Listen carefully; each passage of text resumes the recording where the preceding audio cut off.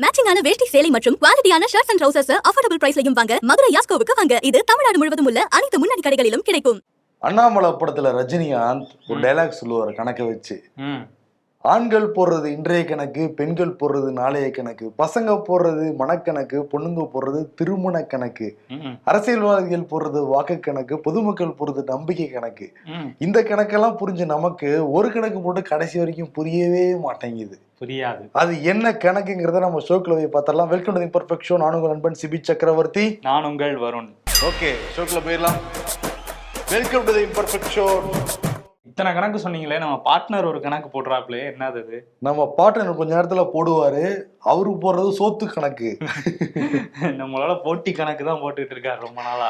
Okay, அரசாங்கம் போடுறது என்ன கணக்கு? டாஸ்மாக் கணக்கு. நிறைய கணக்கு போடுறாங்க. முக்கியமா டாஸ்மாக் கணக்கு வந்து போடுறாங்க. மறைமுகமா டார்கெட் வந்து கொடுக்கறது, டெட்ரா பேக்ல வந்து இம்ப்ளிமெண்ட் பண்ண போறதா சொல்றதுன்னு சொல்லிட்டு நிறைய கணக்கை போட்டு டாஸ்மாக் வருமானத்தை எப்படி அதிகம் பண்ணலாங்கிற ஒரு கணக்கை தான் தமிழ்நாடு அரசு வந்து போட்டுக்கிட்டு இருக்கு. பொதுமக்கள் பெண்கள் எதிர்ப்பு தெரிவிச்சுட்டு இருந்தாலும் கூட்டணியில் இருக்கிற விசிகா கம்யூனிஸ்ட் கட்சிகள் எதிர்ப்புலாம் வந்து தெரிவிக்க ஆரம்பிச்சிருக்காங்க. அதெல்லாம் பார்க்கறதுக்கு முன்னாடி இந்த டாஸ்மாக்னால எவ்வளவு பிரச்சனை நடக்குதுன்னு வந்து பார்க்கலாம். போட்டார பத்தியா கரெக்டா சொல்றாரு. ஆமா, பிரச்சனை இருக்கு இந்த டாஸ்மாக்னால அப்படின்னு அவருக்கு ரொம்ப பிரச்சனை இருக்கு போல. அதான் என்னன்னா, டாஸ்மாக்னால தமிழ்நாடு நடக்கிற அவ்வளோ பிரச்சனைகள் இருக்கு. அதை வச்சு தினம் தினம் ஒரு ஷோ பண்ண முடியும். அந்த அளவுக்கு பிரச்சனை இருக்கு. விபத்து நடக்குதா, அது காரணம் டாஸ்மாக் தான். குடும்பத்துல வன்முறை நடக்காத காரணம் வந்து டாஸ்மாக் தான். நிறைய பேர் வந்து இதே பேசிட்டு இருக்கீங்களா, உங்களுக்கு வேற வேலையில நிறைய பேர்லாம் கமெண்ட்லாம் பண்ணியிருந்தாங்க. நம்ம இம்பர்ஃபெக்ஷன் மொபைல் வச்சிருக்கோம், அதுல அவ்வளோ செய்திகள் வருது. பெரும்பாலும் என்ன வருதுன்னா, குடியினால என் குடும்பம் வந்து சீரழியுது, இந்த ஏரியாவில் வந்து பள்ளிகள் பக்கத்துலேயே இருக்கு, மாணவிகள் அங்கே நடமாட முடியல, இப்போ நிறைய குற்றச்சாட்டுலாம் வந்துகிட்டே இருக்கு. கேட்குறப்ப நமக்கே ரொம்ப மனசு கஷ்டமாக தான் இருக்கு. இதை பற்றி தொடர்ந்து பேசுங்கன்னு தான் சொல்றாங்க. நம்மளும் நேரம் கடைகள்லாம் பேசிட்டு தாங்க. இப்போ மாநாடு வேற நடக்க போகுது. உதாரணத்துக்கு ஒன்று சொல்லணும்னா, ஒரே ஒரு சம்பவத்தை மட்டும் நான் சொல்றேன். திருவள்ளூர் மாவட்டத்தில் அரசாங்க மருத்துவமனை இருக்கு. அரசாங்க மருத்துவமனைக்கு பொதுவாக யார் வருவா? ஏழை எளிய மக்கள் நடுத்தரவுக்காக தான் வந்து போவாங்க. ஏன்னா தனியார் மருத்துவமனையில் ரொம்ப காஸ்ட் அதிகம், அங்கெல்லாம் செலவழிக்க முடியாதுங்கிற ஒரு சூழல் தான் இப்போ இருக்கு. அதனால அங்கே வந்து போறாங்க. நிறைய அரசு மருத்துவர்கள் நல்லாவே பார்த்துருக்காங்க. ஆனால் சில அரசு மருத்துவர்கள் வந்துட்டாங்களா அப்படிங்கிறது தான் டீல் பண்றாங்க.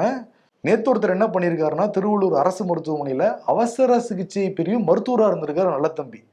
அவசர சிகிச்சையில பிரிவில் இருக்கிறவனா எவ்வளவு கான்சன்ட்ரேஷனோட இருக்கணும். ஃபுல்லா மது போதையில வந்து உட்கார்ந்துருக்காரு. மாஸ்க்ல அவர் கரெக்டா மாட்டிக்கிட்டாரு. யாருக்கும் முதல்ல கண்டுபிடிக்க முடியல. ஒரு பெரியவருக்கு வந்து வயிற்றுலின்னு ரொம்ப வந்துருக்காரு. இசிஜி இருக்குன்னு சொல்லிட்டு அனுப்பிச்சுட்டு இருக்காரு. அப்புறம் இன்னொரு இசிஜி தற்செயலா கிடைச்சிருக்கு. இசிஜி வாங்க, இசிஜி பாக்குறேன்னு சொல்லிட்டு அதை வச்சு மருந்து சொல்ல ஆரம்பிச்சிருக்காரு. கூட வந்தவங்க அது எப்படி நாங்க இசிஜி ஒன்றும் எடுக்கவே இல்லை, அதுக்கு முன்னாடி எப்படி நீங்க இந்த இசிஜி பார்த்துட்டு ட்ரீட்மெண்ட்லாம் கொடுக்குறீங்க, மருந்து நடத்தி கொடுக்குறீங்க, இது உயிருக்கு ஆபத்தாயிராதான்னு சொல்லிட்டு வாக்குவாதம் பண்ணிருக்காங்க. வாக்குவாதம் பண்றப்பதான் தெரிஞ்சிருக்கு இவர் ஒரு பீரியட்ல வேற திட்டிருக்காரு. திட்டுறப்ப என்ன தெரியும், ஸ்மெல்லாம் காட்டி கொடுத்தோம்ல. ஆள் வந்து ஃபுல் போதையில இருந்திருக்காப்புல. ஃபுல் போதையில எமர்ஜென்சி வார்டில் உட்காந்து அட்டன் பண்ணிக்கிட்டு இருக்காரு ஒரு அரசாங்க மருத்துவர். இவரே அங்க அட்மிட் பண்ற நிலைமையில தான் இருந்திருக்காரு. இவர் வந்து மருந்து எழுதி கொடுத்துட்டு இருந்திருக்காரு. இப்பாங்க பொதுமக்கள்லாம் அந்த ஒண்ணு சேர்ந்து எங்களோட உயிர்னா உங்களை இலக்காரமா போச்சான்னு சொல்லிட்டு ரவுண்டு கட்டி அவர் மாஸ்க் எல்லாம் வந்து பிடிச்சி இழுத்து, அப்புறம் அங்கிருந்த நிறைய செவிலியர்கள் ஊழியர்கள்லாம் வந்து கொஞ்சம் தடுத்து நிப்பாட்டி அவர் வெளியே வந்து அனுப்பிச்சிருக்காங்க. இப்போ மக்கள்லாம் ஆல்ரெடி மருத்துவமனைக்கு வர்றப்பயே அவங்களுக்கு எவ்வளோ ஸ்ட்ரெஸ்ஸாக எவ்வளோ டிப்ரெஷனாக வந்து இருப்பாங்க. அங்கே வந்து சிகிச்சை கூட முறையாக கிடைக்க மாட்டேங்குது. இந்த மாதிரி குடிபோதையில் அரசு மருத்துவர் வராங்கன்னா அவங்களுக்கு வந்து எப்படி இருக்கும், ஏற்றுக்கவே முடியாது தானே. ஆமாம், கண்டிப்பாக. இப்போ வந்து அங்கே இருக்கிற தலைமை ரேவதிங்கிறவங்க வந்து நடவடிக்கை எடுக்க போகிற, விசாரணை நடத்த போகிறதா வந்து சொல்கிறாங்க. இது ஒரு டைமாக அவர் பண்ணியிருப்பாரு, தொடர்ந்து பண்ணிட்டு தான் இருப்பாரு. நடவடிக்கை எடுக்கல அதுக்கு முன்னாடி.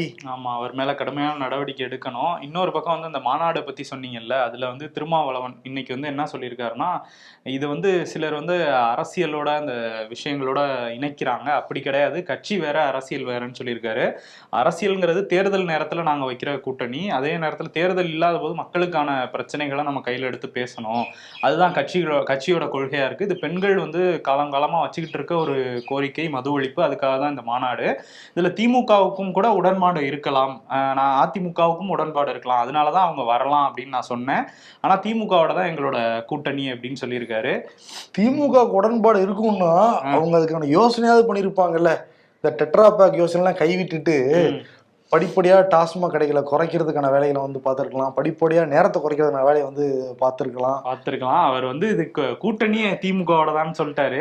அதே மாதிரி நாங்க அதிமுகவை கூப்பிட்டோம், பாஜக பாமக தவிர யார் வேணா வரலாம், விஜய் கூட இதுல உடன்பாடு இருக்கும், அவர் கூட வந்து கலந்துக்கலாம் அப்படிங்கிற மாதிரி சொல்லியிருக்காரு. இல்ல இன்னொரு குற்றச்சாட்டு வச்சிருக்காரு வேற ஒரு இடத்துல. என்ன சொல்றாருன்னா, அரசாங்க அதிகாரிகள் யார் சொல்றது கேட்க மாட்டேங்கிறாங்க, சில அமைச்சர்கள் சொல்றது கேட்க மாட்டேங்கிறாங்க அப்படின்னு சொல்லிட்டு உச்சபட்சமா ஏன் முதல்வர் சொல்றதோட கேட்க மாட்டேங்கிறாங்க அப்படிங்கிறாரு. அப்ப கண்ட்ரோல்ல இல்லங்கிற மாதிரி கூட்டணியில இருக்கவரே சொல்றாரு. யார் கண்ட்ரோல்லயும் சில அதிகாரிகள் இல்லைங்கிறத கூட்டணி கட்சி தலைவரே வந்து வெளிப்படையா வந்து சொல்றாரு. அதே மாதிரிதான் செல்வ பெருந்தையும் சொல்றாரு, காவல்துறையிலையும் எங்களுக்கு பாதுகாப்பு இல்லைன்னா காவல்துறையும் கண்ட்ரோல்ல இல்லைங்கிற மாதிரி நேற்று பேசியிருந்தாரு. இப்போ யார் கண்ட்ரோல்லாம் இருக்கு? தமிழ்நாடு அரசு, தமிழ்நாடு காவல்துறை யார் கண்ட்ரோலும் இல்லையா? அந்த சந்தேகம் நமக்கு இருக்கு, அவங்களுக்கும் கூட்டணி கட்சிகளுக்கும் இருக்கு போல. அதுல பாமக இன்டைரக்டா சொல்லியிருந்தாரு திரும்ப, இந்த மதவாத கட்சிகள் அதே மாதிரி ஜாதி ரீதியான கட்சிகள் மட்டும் நாங்க அழைப்பு விடுக்கலன்னா சொல்லியிருந்தாரு. அது பாமகவா பாஜக தான் சொல்றாங்கிறத டிகோட் பண்ணி எல்லாருமே சொன்னாங்க. இன்னைக்கு வெளிப்படையாகவும் சொல்லிட்டாரு பாமக பாஜகன்னு சொல்லி.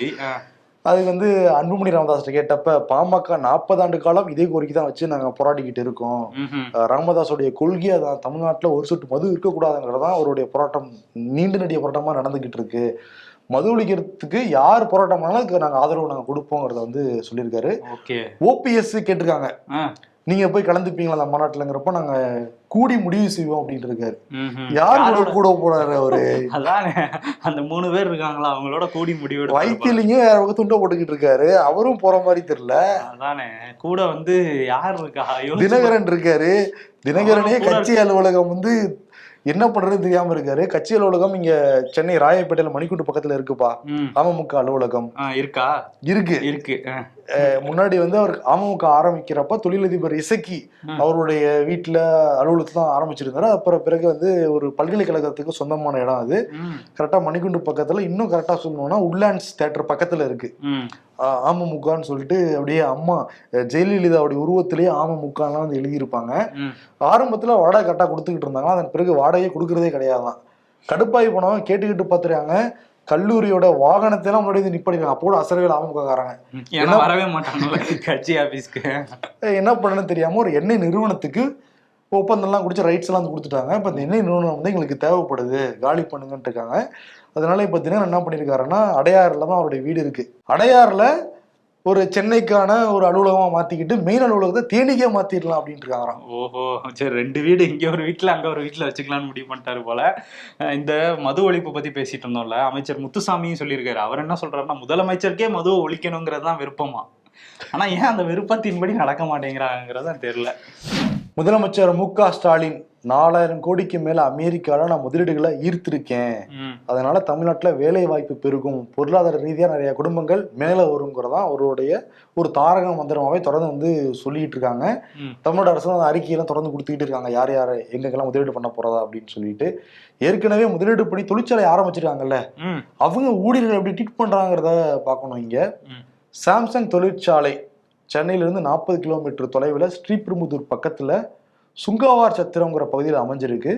அங்கே 1000க்கும் மேற்பட்ட ஊழியர்கள் வந்து பணியாற்றிட்டு இருக்காங்க. இப்போ கடந்த 4-5 நாட்களாக அவங்க வந்து ஸ்ட்ரைக் பண்ணிட்டு இருக்காங்க. காரணம் என்னன்னா, 10 ஆண்டுகளா நிரந்தர பணியாளர்களாக நிறைய பேர் அங்கே இருக்காங்க. அவங்களுக்கு போதுமான ஊதிய உயர்வு வந்து கிடைக்கல, போனஸும் வந்து கொடுக்கல.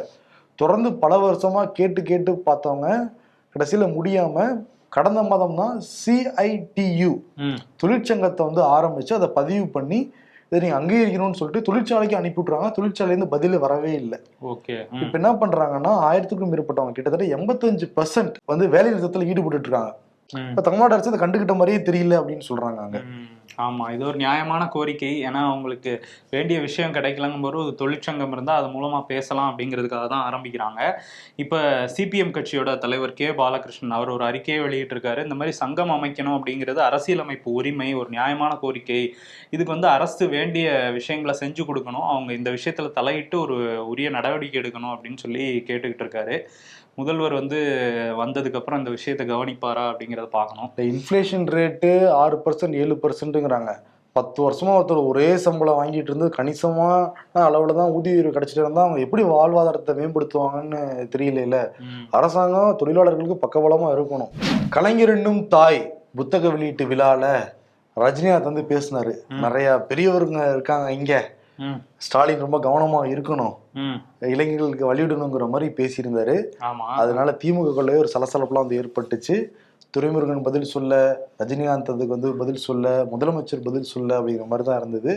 இப்ப வேலூர்ல கலந்துகிட்ட திமுகவுடைய பொதுச் செயலாளர் துரைமுருகன் இளைஞர்களுக்கு வழி விடணும், அவர்கள்தான் கட்சியின் பலம், அவர்கள்தான் கட்சியின் எதிர்காலம். எங்க கண்ணாடியை பார்த்து பேசினாரா இல்ல மக்களை பார்த்து பேசுறாரா? தொண்டர்கள் கிட்ட, கட்சி நிர்வாகிட்ட தான் பேசியிருக்காரு. ஆனா வந்த உடனே நீங்க வந்து போஸ்டிங் கேட்கறது, ஏதாவது பதவியில உட்காரணும்னு ஆசைப்படக்கூடாது. நான்லாம் திமுக மாணவர்களில இருந்து படிப்படியா நான் மேல வந்திருக்கேன், ஆனா இளைஞர்கள் ரொம்ப அவசரப்படுறீங்க நீங்க அப்படின்னு கிளாஸும் எடுத்திருக்காரு. அவர் யார சொல்றாரு? யார? ஒருவேளை இவரை சொல்றாரு, கதிரானந்த சொல்றாரோ, நீ ரொம்ப சீக்கிரமே எம்பி ஆகணும்னு நினைக்கிறப்பான்னு பையனை சொல்றாரு. சொல்லியிருந்தா மகன்டே சொல்லிருக்கலாமே, வீட்டுக்குள்ள வச்சே சொல்லி நிறைய பேர் கட்சிகள் உழைக்கிறாங்க, அவங்க கொடுப்போம்னு சொல்லியிருக்கலாமே. சொல்லியிருக்கலாம், இல்ல வேற யாருக்கும் இன்டைரக்டா மெசேஜ் சொல்றாரா அப்படிங்கிறது தெரியல. இன்னொரு பக்கம் உதயநிதியை பத்தின ஒரு செய்தி இருக்கு. என்னன்னா, உதயநிதி வந்து மதுரையில போய் நலத்திட்ட உதவிகள்லாம் வழங்கிட்டு சில இடங்கள்ல ஆய்வெல்லாம் பண்ணாரு. மாணவர் விடுதி, அப்புறம் ராஜாஜி அரசு மருத்துவமனை, அதே மாதிரி வந்து மாட்டுத்தாவணி பேருந்து நிலையத்துல உள்ள கழிவறை உட்பட பல பகுதிகளையும் ஆய்வு பண்ணாரு. அதுல கழிவறை வந்து சுத்தம் இல்லாம இருந்தது, நிறைய இடங்கள் சுகாதாரம் இல்லாம இருந்ததை நோட்டீஸ் பண்ணியிருக்காரு. அதே மாதிரி அந்த மாணவர் விடுதியிலையும் சமையல் கூடம் வந்து சரியா இல்லை அப்படிங்கிறதெல்லாம் நோட்டீஸ் பண்ணி அங்க சமையல் இன்சார்ஜா இருந்தவர் வந்து இப்ப பணியிட மாற்றம் பண்ணியிருக்காங்க. அப்புறம் அந்த பகுதியோட வட்டார வளர்ச்சி அலுவலர், வட்டாட்சியர், சுகாதார ஆய்வாளர், இவங்க எல்லாரையும் வந்து இந்த மாட்டுத்தாவணி பேருந்து நிலையத்துக்காகவும் அந்த மாணவர் விடுதிக்காகவும் பணியிட மாற்றம் பண்ணியிருக்காங்க. ஸோ இந்த மாதிரி அடிக்கடி எல்லா பகுதியிலையுமே ஆய்வு பண்ணாங்கன்னா அதிகாரிகளுக்கு கொஞ்சம் பயம் இருக்கும். திருமாவளவன் சொன்ன மாதிரி கொஞ்சம் கேட்டு நடப்பாங்க இப்படிலாம் பண்ணாதான். உண்மைதான், அவர் போனாரு. பெண் விடுதிக்கு வந்து போயிருக்கலாம், நிறைய பெண்கள் விடுதி வந்து முறையா அனுமதி வாங்காமே நடந்துகிட்டு இருக்கான். இன்னைக்கு காலையில ஒரு பெண் விடுதியில வந்து தீப்பற்றி எரிஞ்சு 2 பெண்கள் வந்து இறந்து வேற போயிருக்காங்க. பிடிஆர் பழனிவேல் தியாகராஜன் போய் ஆய்வு பண்ணிட்டு இருக்காரு. அதே மாதிரி எதிர்கட்சியை சேர்ந்த செல்லூர் ராஜு வந்து போய் ஆறுதல்லாம் வந்து சொல்லிட்டு இருக்காங்க. இப்ப தமிழ்நாடு முழுக்க செக் பண்ணணும் அரசாங்கம், எவ்வளவு இடங்கள்ல பெண்கள் விடுதி முறையின்றி அனுமதி இல்லாம வந்து செயல்படுது அப்படிங்கிறது. இன்னொரு பக்கம் அமைச்சர் பொன்முடி விழுப்புரத்துல வந்து அந்த முதலமைச்சர் விளையாட்டு போட்டியை தொடங்கி வச்சவர் கபடி போட்டியில எல்லாம் கலந்துருக்காரு, ரைடு எல்லாம் விட்டுருக்காரு. ரைடு போயிட்டு இருந்தாரு, கபடி ரைடு. வித்தியாசம் ரைடு எப்படி அப்படிதானே போவான் அவரு, எப்படி போயிட்டு இருந்தாரு அவரு கல்வி உயர்கல்வித்துறையை வச்சிருக்கனால விளையாட்டுத்துறை பத்தி தெரியல போல. உதயநிதிட்ட கேட்டா சொல்லி கொடுத்திருப்பாரு கபடி ரைடு எப்படி போகணும் அப்படின்னா. அரசியல் கபடி அவர் நிறைய ரைடு எல்லாம் பார்த்திருக்காரு, அமலாக்கத்துறை ஐடி எல்லாம் வந்தாங்க. இந்த ரைடு அவருக்கு தெரியல போல. இல்ல ஆக்சுவலி இதுதான் என்னன்னா, வருமானம் அதிகமா சொத்துக்கு வச்சுட்டு இவர் மேலே ஒரு மலையும் வழக்கெல்லாம் போட்டிருந்தாங்க. நீதிமன்ற தீர்ப்பெல்லாம் கொடுக்கப்பட்டு உச்ச நீதிமன்றத்துக்கு போயிருந்தாங்க.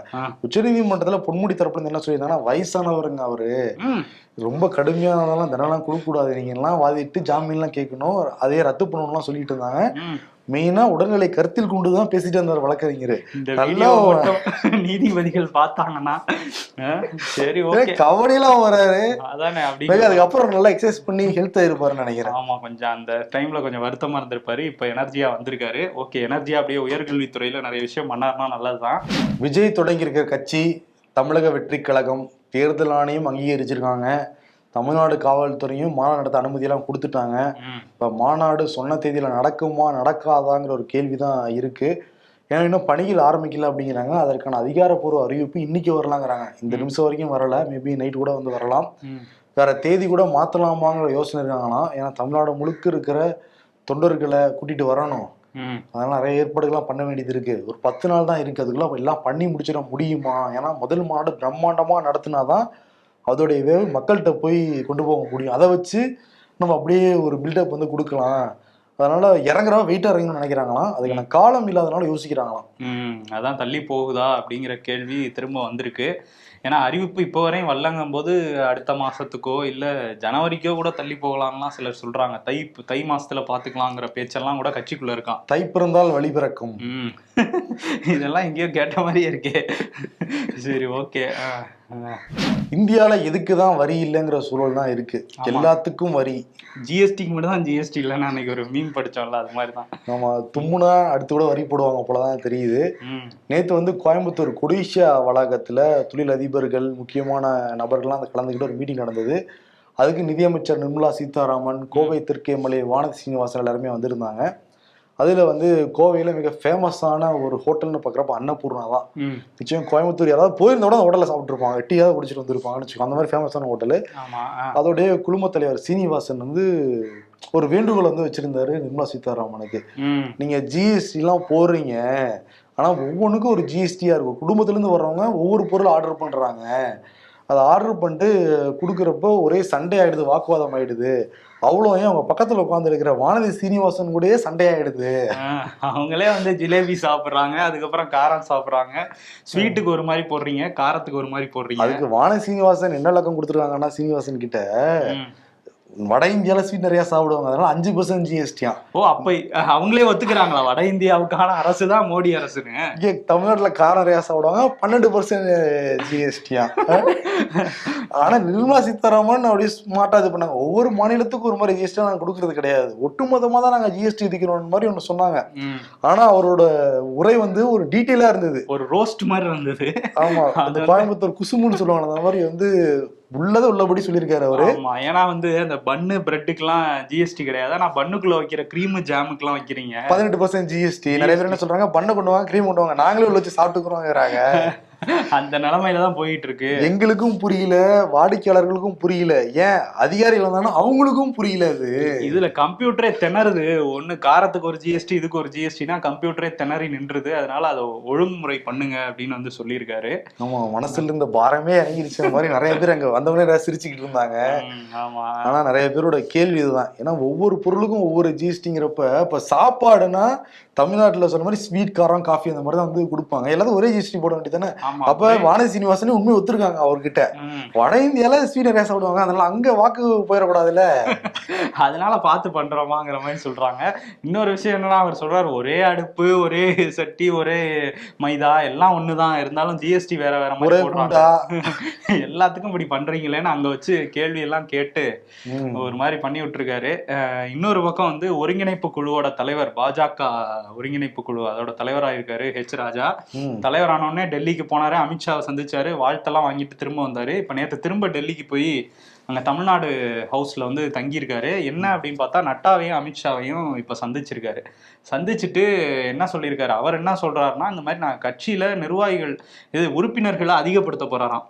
இப்போ வந்து இன்னும் நம்ம வேகமா செயல்படணும், ஸோ வந்து மாவட்டம் மாவட்டமா போய் நான் வலுப்படுத்தி காட்டுறேங்கிறேன் அப்படின்றாரு. கட்டங்கிறாரு. என்ன ரீசன், அண்ணாமலை இல்லாதப்ப கட்சியில அந்த உறுப்பினர் சேர்க்கை அதிகம் பண்ணிட்டோம்னா பாத்தீங்களா இல்லையா, நாங்க தான் செத்துட்டோம், சீனியர் டீம் தான் வின் பண்ணிச்சுங்கிற மாதிரி இறங்கிருக்காங்க. ஆமா, இன்னொன்னு அதிமுகவோட நம்ம கூட்டணி வச்சுக்கலாமாங்கிற ஆலோசனையும் அமித்ஷாவோட நடந்ததா ஒரு தகவல் இருக்கு. ஏன்னா அண்ணாமலை இல்ல, அவர் இருந்தாதான் அதிமுகவோட சண்டை போட்டுட்டு இருப்பாரு அப்படிங்கிற மாதிரி. தமிழை சவுந்தரராஜன் நீங்க டாஸ்க் எல்லாம் கொடுத்துருக்காங்க.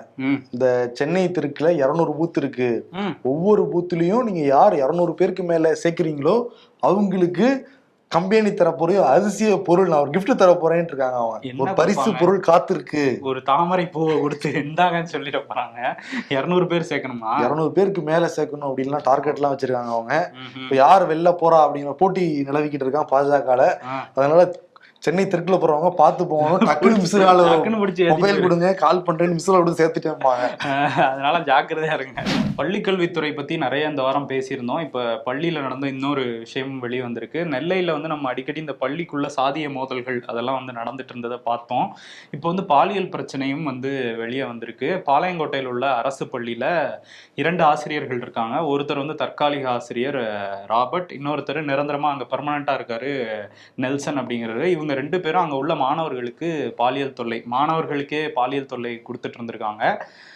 இப்போ என்னன்னா, அதுல ஒரு மாணவர் வீட்டில் சொல்ல போய் தான் இந்த விஷயம் வந்து வெளியே தெரிஞ்சிருக்கு. இப்போ வந்து அந்த தற்காலிக ஆசிரியர் வந்து பணி நீக்கம் பண்ணிட்டாங்க, நிரந்தர ஆசிரியரை பணியிடை நீக்கம் பண்ணி நடவடிக்கை எடுப்போம்னு சொல்லியிருக்காங்க. இன்னொரு பள்ளியில மாணவனோட அந்த பேக்ல இருந்து அருவாளும் எடுத்திருக்காங்க. என்ன அப்படின்னு கேட்டா, நாங்க 2 மாணவர்கள் சேர்ந்து தான் அதை கொண்டு வந்தோம், ஒருத்தன் வந்து எங்ககிட்ட பிரச்சனை பண்ணிட்டே இருக்கான், ஒரு மாணவன், அவனை மிரட்டுறதுக்காக கொண்டு வந்தோம்னு சொல்லியிருக்காங்க. இதுவும் நெல்லையிலே வந்து நெல்லை மாவட்டத்திலே நடந்திருக்கு. இப்போ அந்த 2 சிறுவர்களையும் கூர்நோக்கு இல்லத்துல வந்து விட்டுருக்காங்க. ஸோ இந்த சம்பவம் வந்து நடந்திருக்கு. நெல்லை சுற்றி நடந்துகிட்டே இருக்கு. அப்பாவோடைய ஊர் அதுதான், சபாநாயகரோட ஊர் அதுதான். அரசாங்கம் ரொம்ப கவனிக்கணுங்க. விநாயகர் சதுர்த்தி கோலாகலமாக வடநாட்டில் வந்து கொண்டாடுவாங்க. 10 நாட்கள் தொடர்ச்சியான கொண்டாட்டங்கள்லாம் இருக்கும். 10வது நாள் விநாயகர் அந்த சிலையை வந்து ஊர்வலமாக எடுத்துகிட்டு போய் வந்து ஆத்தங்கரையிலையோ இல்லை குளத்துலையோ வந்து கரைப்பாங்க. ஒவ்வொரு வீடுகள்லயும் ஒரு ஃபெஸ்டிவல் மூட்ல தான் இருப்பாங்க இந்துக்கள் வீட்டுல. ம். உச்சநீதிமன்ற தலைமை நீதிபதி சந்திரசூட் அவருடைய வீட்லயும் இந்த விநாயகர் சதுர்த்தி விழா வந்து கொண்டாடப்பட்டிருக்கு. அதுக்கு சீஃப் கெஸ்டா யார் வந்திருக்காருன்னா பிரதமர் மோடி வந்திருக்காரு. இங்கேயும் வந்துட்டீங்களா அப்படிங்கிற மாதிரி தான் இருக்கு.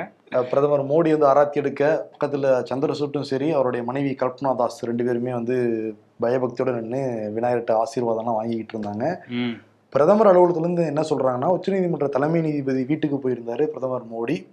அங்க வந்து விநாயகர் சதுர்த்தி விழாவில் வந்து கலந்துக்கிட்டாரு. பகவான் கணேஷ் ம். எல்லாருக்கும் செல்வ செழிப்பையும் ஆரோக்கியத்தையும் மகிழ்ச்சியும் வழங்குவார் அப்படிங்கிற மாதிரி எல்லாருக்கும் ஆசீர்வாதம் பண்ணியிருந்தாங்க. ஓகே, பிரதமர் அலுவலகத்தில் இதை சொல்லியிருக்காங்க. ஆனால் இந்தியாவோட மூத்த வழக்கறிஞர்கள் வந்து இதுக்கு விமர்சனமே பண்ணியிருக்காங்க. ஒரு பக்கம் வந்து இந்திரா ஜெய்சிங், மூத்த பெண் வழக்கறிஞர், அவங்க என்ன சொல்றாங்கன்னா, நீதித்துறைக்கும் அந்த நிர்வாகத்துறைக்கும் இடையில ஒரு அதிகார பிரிவினை இருக்கு, அதை வந்து சமரசம் பண்ணிக்கிட்டாரு சந்திரசூட். அவருக்கு கொடுக்கப்பட்ட அந்த தலைமை நீதிபதிக்கு கொடுக்கப்பட்ட அந்த சுதந்திரத்தின் மீதான நம்பிக்கையே நாங்கள் இழந்துட்டோம் அப்படின்னு சொல்லியிருக்காங்க. Bar council, supreme court bar council இதுக்கு பப்ளிக்காக ஒரு கண்டனம் தெரிவிக்கணும் அப்படின்னு சொல்லி பார் கவுன்சிலோட தலைவர் கபில் சிபலை டேக் பண்ணியிருக்காங்க. இன்னொரு பக்கம் வந்து மூத்த வழக்கறிஞர் பிரசாந்த் பூஷன், அவர் வந்து ஜட்ஜஸ்க்குன்னு சில கோட் ஆஃப் கண்டக்ட் இருக்கு, அதை வந்து வயலேட் பண்ணிட்டாரு சந்திரசூட்லாம் சொல்லி விமர்சனம் பண்ணியிருக்காரு. இங்கே சிவசேனாவோட உத்தவ் தாக்கரே பிரிவில் உள்ள சஞ்சய் ராவத் அவரும் கடுமையான விமர்சனங்களை வச்சிருக்காரு. இந்த மாதிரி ஒரு அரசியல் தலைவரும் ஒரு அரசமைப்போட தலைவரும் இந்த மாதிரி சந்திச்சுக்கிட்டாங்க, ஒரு பிரைவேட் பிளேஸ்ல சந்திச்சுக்கிட்டாங்க அப்படின்னா மக்களுக்கு வந்து எப்படி ஒழுங்கா நீதி கிடைக்குங்கிற நம்பிக்கையே இல்லாம போயிடும். எத்தனையோ பேர் வீடு இருந்து ஏன் சந்திரசூட் வீட்டுக்கு போகணும் அப்படிங்கிற கேள்வியெல்லாம் சஞ்சய் ராவத்துமே கேள்வி எழுப்பியிருக்காரு. அவர் கூப்பிட்டுருக்காரு, போயிருக்காரு, நீங்க கூப்பிடுங்க வருவாரு, ஆனா மணிப்பூருக்கு மட்டும் போக மாட்டாரு. ஆமா, இவர் உத்தவ் தாக்கரே கூப்பிட்டா வந்துருவாரா என்ன மோடி? இல்ல, மணிப்பூருக்கு ஏன் போகவே மாட்டேங்கிறாருன்னு தெரியவே இல்லை. இன்னும் இங்க நிலைமை டென்ஷன் தான் ஆயிருக்கு. ஆளுநர், ஏன்னா முதலமைச்சர் தான் கைவிட்டார் அந்த மாநிலத்தை, முதலமைச்சர் ஆச்சுன்னா எப்போ கட்டுப்படுத்திருக்க முடியும். ஆளுநர் தவிச்சு வேற மாநிலத்துக்கு ஓடி போய் ஒளிஞ்சுக்கிறாரு. ஆமா, என்ன அப்படின்னா ஆளுநர் வந்து அவர் மணிப்பூருக்கு மட்டும் இல்ல அஸ்ஸாமுக்கு ஆளுநரா இருக்காரா. ஆளுநர் மாளிகையை நோக்கி தான் மாணவர்கள் போராட்டம் நடத்திட்டு இருக்காங்க, அமைதி வேணும் அப்படின்ட்டு. ஏன்னா அங்க உள்ள அரசாங்கத்து மேல நம்பிக்கை இழந்துட்டாங்க. சரி, ஆளுநர் வழியா போகலான்னு ஆளுநர் மாளிகைக்கு ப்ரொட்டஸ்ட் பண்ணிட்டு இருந்ததுனால அவர் கிளம்பி அஸ்ஸாமுக்கும் நான் தானே கவர்னர், நான் அங்கேயே போய் உட்காந்துக்கிறேன்னு கவுஹாத்திக்கு போயிருக்காரு லக்ஷ்மண் ஆச்சாரியா. ஸோ அங்க நிலைமை மோசமா தான் இருக்கு. ஆமாங்க, வந்து இப்போ குண்டுகள் தாக்குதலாம் நடக்குதுலாம் சொல்றாங்க மணிப்பூர்ல. ஆமா, ட்ரோன் அட்டாக்லாம் நடக்குதுங்கிறாங்க, போர் ஆயுதங்கள்லாம் பயன்படுத்துறாங்க. இன்னொரு பக்கம் வந்து பிரதமர் மோடி பிரதமர் ஆகிறதுக்கு முன்னாடி அவர் தான் பிரதமர் வேட்பாளர்னு அறிவிச்சாங்கல்ல. அந்த டைம்ல 2013 பீகார் பாட்னால உள்ள காந்தி மைதானத்துல ஒரு பொதுக்கூட்டத்துல கலந்துக்கிறதா இருந்தாரு. அந்த பொதுக்கூட்டம் ஆரம்பிக்கிறதுக்கு முன்னாடியே மோடி அங்க வர்றதுக்கு முன்னாடியே ஒரு பாம் பிளாஸ்ட் வந்து நடந்தது. இதுல 6 பேர் வந்து உயிரிழந்தாங்க, 80க்கும் மேற்பட்டோர் காயமடைஞ்சாங்க. இதுல 4 குற்றவாளிகளுக்கு வந்து மரண தண்டனை விதிச்சிருந்தாங்க. இமித்தியாஸ், அன்சாரி, ஹைதர் அலி உள்ளிட்ட 4 பேர். இந்த 4 பேருக்கும் இப்ப அந்த மரண தண்டனையை பீகார் உயர்நீதிமன்றம் வந்து ஆயுள் தண்டனையா குறைச்சிருக்கு. ஓகே, இன்னொன்னா தமிழ்நாட்டுக்கு வர போறாருன்னு சொல்றாங்க பிரதமர் மோடி. அக்டோபர் 2 காந்தி ஜெயந்தி அன்னைக்கு அந்த மது ஒழிப்பு மாநாடுக்கு வருவாரா? என்ன காரணம் அப்படின்னா, பாம்பன் பாலம் திறப்பு விழாக்கு வர போறாரு. 2019 அதுக்கான அடிக்கல்லாம் நாட்டியிருந்தாரு பிரதமர் மோடி. இப்போ 5 ஆண்டுகளா தொடர்ச்சியா வேலையெல்லாம் நடந்து வந்து முடிஞ்சிருக்கு. அது வந்து திறப்பு விழாக்கு வரப்போறதா சொல்றாங்க. ஏன்னா இப்ப ராமேஸ்வரம் வரைக்கும் ரயில் வரதே கிடையாது, ராமநாதபுரத்துல ரயில் வந்து நின்றுது. இப்போ இந்த பாம்பன் பிரிட்ஜ் வழியா வரணும்ல. இப்போ 2.2 கிலோமீட்டருக்கு வந்து சூப்பராக ஒரு பாலம் வந்து அமைச்சிருக்காங்க. அதை மோடி வந்து திறந்து வைக்க போறதா, நாட்டு மக்களுக்கு அர்ப்பணிக்க போறதா வந்து சொல்றாங்க. அதிகாரப்பூர்வ தகவல் விரைவில் வருங்கிற எதிர்பார்க்கலாம். சரி, அஸ்வினி வைஷ்ணவ் வரமாட்டார், ரயில்வே துறை அமைச்சர். இப்பப்பா வந்திருக்காரு அவரு. வந்தே பாரதே அவர் தான் திறந்து போவாப்ல. இது கடலுக்கு நடுவில் கட்டியிருக்க பாலம் வேற விட்டு கொடுப்பாரு அவரு, ரைட்ஸ் இல்ல அது இல்ல. ஆனா அதுக்காக இவருக்கு வேலை சில விஷயங்கள் பண்றாங்க. என்னன்னா, அஸ்வினி வைஷ்ணவ் தான் அரசாங்கம் எந்த முடிவு எடுத்தாலும் அதை வந்து அறிவிக்கிறாரு. நேத்தும் அப்படி ஒரு விஷயத்த அறிவிச்சிருக்காரு. அவர் சுகாதாரத்துறை அமைச்சர் கிடையாது, இருந்தாலும் அந்த ஆயுஷ்மான் பாரத் திட்டம் இருக்குல்ல, மருத்துவ காப்பீடு திட்டம், அதுல வந்து யாரு என்ன துறைகளே கன்ஃபியூஸ் ஆகுது. அவங்களுக்கு நிதின் கட்கரி மட்டும் தான் அந்த டிபார்ட்மெண்ட் பத்தி பேசுற ஒரே ஆள் நம்ம நினைக்கிறோம். இல்ல, அதுக்கும் கொஞ்ச நாள்ல இவர் வந்து ஏதாவது விளக்கம் கொடுப்பாரான்னு தெரியல. அஸ்வினி வைஷ்ணவ் என்ன சொல்லியிருக்காருன்னா, அந்த ஆயுஷ்மான் பாரத் இலவச மருத்துவ காப்பீடு திட்டம் 70 வயசுக்கு மேல உள்ள எல்லாருக்குமே இனிமே வந்து 5 லட்சம் மருத்துவ காப்பீடு இலவசம் சொல்லிட்டாரு. எந்த வரம்புமே கிடையாது, 70 வயசு தாண்டி இருந்தாங்கனாலே அவங்களுக்கு உண்டுன்னு சொல்லிட்டாங்க. இது என்னன்னா பாஜகவோட முக்கியமான பழைய வாக்குறுதி. இப்போ வந்து போன தேர்தல் முடிஞ்சிருக்கு, இப்ப தேர்தல் முடிஞ்சு 3வது முறை வந்திருக்காங்க, பெரும்பான்மை கிடைக்கல. இன்னொரு பக்கம் ஹரியானா, ஜம்மு காஷ்மீர் தேர்தல் நடக்க போது. இப்ப கரெக்டா அமைச்சரவை இந்த இதுக்கு ஒப்புதல் கொடுத்துருக்காங்க. சரி இப்ப கொடுக்குறான்னு சந்தோஷப்படணும் நம்ம எல்லாமே. ஒரு பக்கம் மோடி பேர்ல ஒருத்தர் மோசடி பண்ணிட்டு எஸ்கேப் போயிட்டாருல. யாரு? நீரவ் மோடி. ஐயோ இப்படி சொல்லிதான் இன்னொருத்தர். ஏங்க நீரவ் மோடின்னு சொல்லி லீட் எடுக்கிறதுக்காக நான் சொல்றேன். என்கிட்ட எம்பி போஸ்ட்லாம் இல்லையே. என்கிட்ட எம்பி போஸ்டா இருக்கு கொடுக்கறதுக்கு. என்ன இருக்கோ அதை பிடிக்கிறவங்க பாத்துக்குங்க. சரி சரி ஓகேப்பா. நீரவ் மோடி பஞ்சாப் நேஷனல் பேங்க்ல சுமார் 13,000 கோடி ஆட்டையை போட்டு வெளிநாடு தப்பிச்சு போயிட்டாரு. மோடி கோடி. சரி சொல்லு. நீரவ் மோடி கேடித்தனம் மட்டும் கிளம்பி போயிருக்காரு. அரசுலாம் அப்படி இருக்காங்க. மொத்தமா அவருடைய சகாக்கள் சொந்தக்காரங்கன்னு சொல்லிட்டு இது வரைக்கும் 2,500 கோடியை முடக்கிருக்காங்க. அமலாக்கத்துறை ஐடி எல்லாம் சேர்ந்து இப்ப 29 கோடி நேத்து முடக்கிருக்காங்களாம். ஆனா ஆட்டையை போட்டு போனது 13,000 கோடி. சரி இந்த 2,500 கோடி முடக்கினதாவது பிரிச்சு 15 லட்சம் கொடுத்தா பரவாயில்ல. 15 லட்சம் இது இன்னும் எதிர்பார்க்கிறேன். ரொம்ப ஆசைப்பா உனக்கு. அதானி இந்தியால நிறைய ஏர்போர்ட்டை அவரோட குழுமம் பராமரிச்சுக்கிட்டு இருக்கு. இது பத்தாதுன்னு கென்யால போய் நைரோபியில உள்ள அந்த சர்வதேச விமான நிலையத்தை நாங்க தான் பராமரிப்போம் சொல்லி ஒப்பந்தம்லாம் கையெழுத்து போட்டிருக்காரு அந்த அரசோட. இதுல அங்க உள்ள வேலை பார்க்குற தொழிலாளர்கள், ஏர்போர்ட் தொழிலாளர்கள் எதிர்ப்பு தெரிவிச்சு எங்க வேலையெல்லாம் பறிச்சிருவாங்க, அதானி வந்துட்டாலே வேலை பறி போயிடும்னு நினைக்கிறாங்க போல. அதனால எங்களுக்கு எங்களோட உரிமை வேணும்னு சொல்லி வேலை நிறுத்த போராட்டத்துல நேற்று ஈடுபட்டிருக்காங்க. அதனால நிறைய விமானங்கள் தாமதமாயிருக்கு. நிறைய பிரச்சனைகள் இருந்தா கூட அவங்க எங்களோட நியாயமான கோரிக்கை இதுன்னு சொல்லி அதானிக்கு எதிர்ப்பு தெரிவித்து போராட்டம் நடத்தியிருக்காங்க. அதுக்கப்புறம் அங்கே உள்ள நீதிமன்றம் இப்போதைக்கு அந்த ஒப்பந்தத்தை நீங்கள் இது பண்ணக்கூடாது, நடைமுறை கொண்டு வரக்கூடாதுன்னு தற்காலிகமாக தடை போட்டிருக்காங்க. ஓகே. மார்க்சிஸ்ட் கம்யூனிஸ்ட் கட்சியின் தேசிய பொதுச் செயலாளர் சீதாராம் யெச்சூரி கடந்த சில தினங்களாக உடல்நிலை குறைவின் காரணமாக எய்ம்ஸ் மருத்துவமனையில் அனுமதிக்கப்பட்டிருந்தார். சுவாச பிரச்சனை அவருக்கு இருந்துட்டு இருந்தது. வெண்டிலேட்டர்லாம் கொடுத்து சிகிச்சை கொடுத்துக்கிட்டு இருந்தாங்க. சிகிச்சை பலனளிக்காம 72 வயசுல நம்ம விட்டு மறைஞ்சிருக்கார் சீதாராம் யெச்சூரி.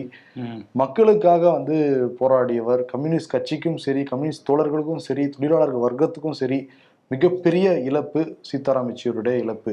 நான் தீக்குதிர் படிக்கிறப்ப தினம் தினம் அவருடைய ஒரு வாசகம், அவருடைய கூட்டு, அவருடைய கட்டுரைகள்லாம் வெளியாகும். எப்பயுமே மக்களின் சார்பாக மக்கள் நலனையே சிந்திச்சுட்டு வாழ்ந்த ஒரு மனிதர் தான். நம்ம கூட இல்லைங்கிறப்போ வருத்தமாக தான் இருக்கு. கண்டிப்பா. எஸ்எஃப்ஐல ஆரம்பிச்சு இன்னைக்கு சிபிஎம்மோட பொலிட் பியூரோ மெம்பரா இருந்து அதுக்கப்புறம் பொதுச் செயலாளர் வரை நிறைய போராட்டங்களை முன்னின்று நடத்தியிருக்காரு. எமர்ஜென்சி டைம்ல கைதாயிருக்காரு. நிறைய மக்கள் போராளியா தான் கடைசி வரையும், இறுதி மூச்சு வரையும் இருந்திருக்காரு. அவருக்கு பல தலைவர்களும் அஞ்சலி செலுத்திட்டு இருக்காங்க. நம்மளுமே அஞ்சலியை செலுத்திக்கலாம்.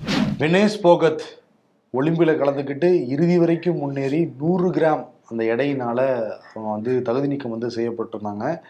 அந்த சமயத்தில் பிடி உஷா ஒலிம்பிக் சங்க தலைவர் அவங்க தானே இந்தியா சார்பாக போயிருந்தாங்க. அவங்க போய் ஆதரவு கொடுக்குற மாதிரி பிடி உஷாக்கெல்லாம் போட்டு ஒரு ஃபோட்டோலாம் வெளியிட்டு இருந்தாங்க. இப்போ இந்த ஃபோட்டோ வச்சு வினேஷ் போகத் என்ன சொல்கிறாங்க அப்படின்னா, என்னோட அனுமதியெல்லாம் முதல்ல ஃபோட்டோ எடுத்தாங்க. அவங்க ஃபோட்டோ எடுக்கலாம் ரொம்ப ஆர்வமாக இருந்தாங்க. எனக்கு ஆறுதல் சொல்கிறத இந்த ஃபோட்டோ பப்ளிஷ் பண்ணதான் ரொம்ப ஆர்வமாக இருந்தாங்க. என்னோட அனுமதியே இல்லாமல் இந்த ஃபோட்டோ பப்ளிஷ் பண்ணியிருக்காங்க. இன்னொன்று அவங்க எந்த ஆதரவும் எங்களுக்கு கொடுக்கவே கிடையாது. அவங்க மட்டும் இல்லை, அரசாங்கமும் எந்த விதமான ஒரு பாதுகாப்போ இல்லை எந்த விதமான பயிற்சிக்கான ஊக்கமோ எதுவுமே கொடுக்கவே இல்லை. எல்லாமே என்னோட சொந்த உழைப்பினாலதான் அவ்வளவு தூரம் நான் முன்னேறி போயிருக்கேங்கிறத சொல்லியிருக்காங்க. ஆமா, அதுவும் அந்த அப்பீல் பண்றது ஒரு இந்தியா அப்படிங்கிற பேர்ல தான் அப்பீல் பண்ணும் ஒரு அரசாங்கமா. நான் போய் அப்பீல் பண்ணது என் பேர்ல தான் பண்ணேன், என்னை கைவிட்டுருச்சு அரசாங்கம் அப்படின்னு சொல்லியிருக்காங்க. ஸோ பிடி உஷாக்கும் ஃபோட்டோ ஷூட்டில் தான் ஆர்வம் அதிகம் போல், அவங்களும் பண்ணியிருக்காங்க. இன்னொரு பக்கம் அந்த அமெரிக்க அதிபர் தேர்தல், அதில் டிபேட்லாம் போச்சு. இதில் கமலா ஹாரிஸ் காதில் போட்டிருக்க தோடு வழியாக கேட்டு பேசிட்டாங்க அப்படின்லாம் சொல்லி ஒரு சர்ச்சை போயிட்டுருக்கு. இன்னொரு பக்கம் டெய்லர் ஸ்விஃப்ட் நான் கமலா ஹாரிஸ் பெண்களுக்காக போராடினாங்க, பெண் உரிமைக்காக குரல் கொடுத்தாங்க, அவங்களுக்கு தான் ஆதரவு அப்படின்னு சொல்லியிருந்தாங்கல்ல. அதுக்கு ட்ரம்ப்போட ஆதரவாளர் எலான் மஸ்க் ஒரு பதிவு போட்டிருக்காரு. ஓகே டெய்லர் ஸ்விஃப்ட், நீங்கள் வெற்றி பெறுங்க, நான் உங்களுக்கு குழந்தை கொடுக்குறேன், அதே மாதிரி உங்களோட பூனைகள்லாம் நான் வாழ்நாள் முழுக்க பார்த்துக்கிறேன் அப்படின்னு சொல்லி ஒரு பதிவை போட்டு அதில் சர்ச்சையில் மாட்டியிருக்காரு. அந்த பதிவை யாரும் நீக்க முடியாது, ஏன்னா எக்ஸோட ஓனரே அவர் தாங்கிறதுனால அவர் இந்த மாதிரி பண்ணிட்டு இருக்காரு.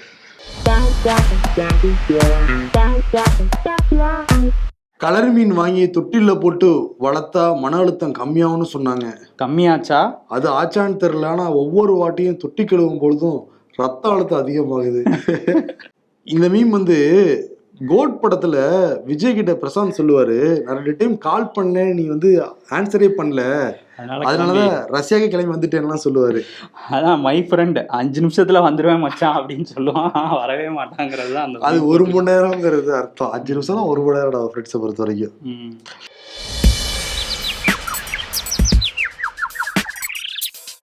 திமுக பேருந்தில் பயணித்தபடியே அதிமுக பஸ்ஸில் துண்டு போட்டுள்ளார் திருமாவளவன். பாஜக விமர்சனம்.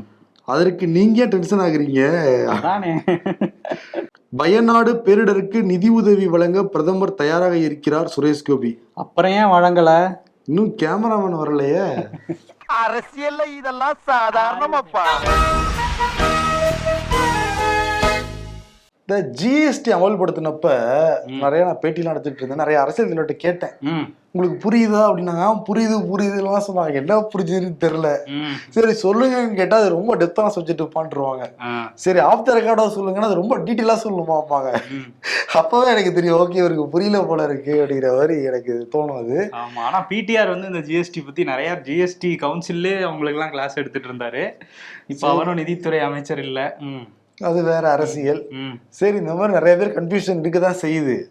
ஒரு ஓனருக்கே கன்ஃபியூஷன் ஏற்பட்டிருக்கு. என்னங்க இவ்வளவு ஜிஎஸ்டி போட்டீங்கன்னா கன்ஃபியூஸ் ஆகுதா இல்லையா? மக்களும் கன்ஃபியூஸ் ஆகுறாங்க. கட்சியை சேர்ந்த உங்க பிஜேபி எம்எல்ஏ கன்ஃபியூஸ் ஆகி சண்டைக்கு வராங்க என்கிட்ட.